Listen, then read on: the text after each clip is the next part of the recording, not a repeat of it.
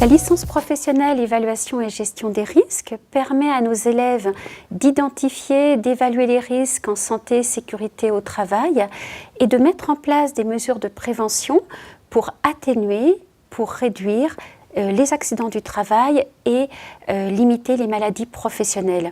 Les missions confiées par les entreprises d'accueil de nos alternants portent sur la mise à jour du document unique d'évaluation des risques professionnels, l'évaluation du risque chimique, l'analyse des accidents du travail avec la recherche des causes, la mise en place de mesures de protection collective, comme par exemple la mise en place de barrières de sécurité pour éviter le risque de chute, ou bien le capotage de machines pour limiter le bruit dans les ateliers.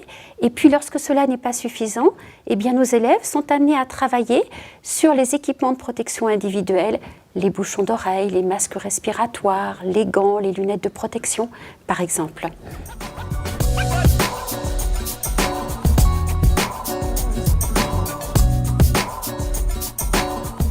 Mon parcours avant le CNAM, j'ai effectué une licence en biologie environnement à l'Université Bretagne Sud de Vannes. J'ai effectué un master à Rennes en comportement animal et humain. J'ai validé la première année, mais la deuxième année, il n'y avait pas assez de place. Donc du coup, je suis restée au chômage pendant cette année-là. J'ai cherché à faire une formation ailleurs et notamment, c'est là que le CNAM est apparu avec la licence gestion des risques santé et sécurité au travail. Les avantages de l'alternance, c'est que ça allie théorie et pratique.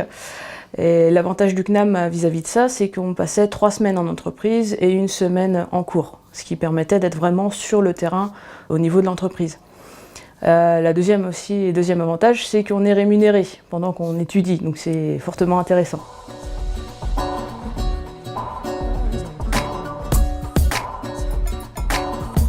Ma mission principale, c'était l'évaluation du risque chimique sur le site et principalement le risque chimique au niveau du service nettoyage. Donc ça se passe sur l'inventaire des produits chimiques de chaque secteur, avec la mise à jour des fiches données de sécurité, par exemple, savoir quelle quantité on utilise de produits chimiques, comment on les utilise et quels sont les risques qu'il peut y avoir.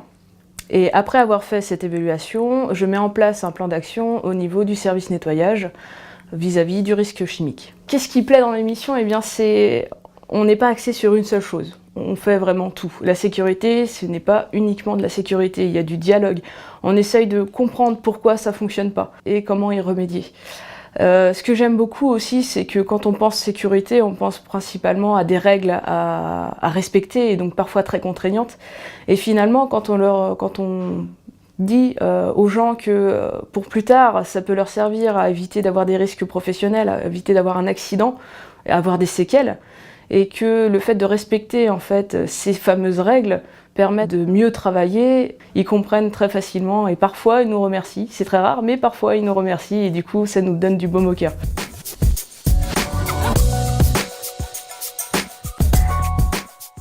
À l'issue de la formation, nos élèves occupent un poste de technicien supérieur en santé et sécurité au travail.